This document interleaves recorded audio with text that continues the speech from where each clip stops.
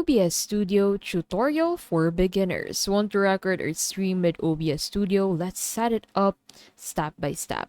So first and foremost, download and install OBS.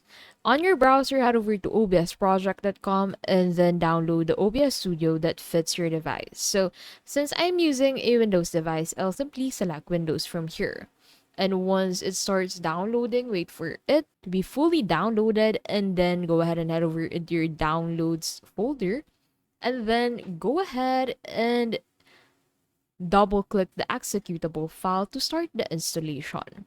Now once installed, you should find it on your apps list. Now, when you open OBS for the first time, you need to run the auto configuration wizard. So choose whether you want to optimize for streaming or recording. Now, in the sources box, click on the plus icon, which you basically find at the bottom left, and then add display capture to record your screen, window capture for apps, or video capture device for your webcam. Now, make sure to check the audio mixer. So these are the audio mixer.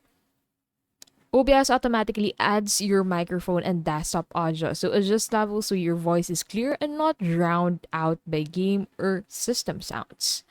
Use scenes to organize layouts, for example, one scene for gameplay and another for webcam overlay and another for intermission screens. Now click on the start recording button or streaming button and then go live.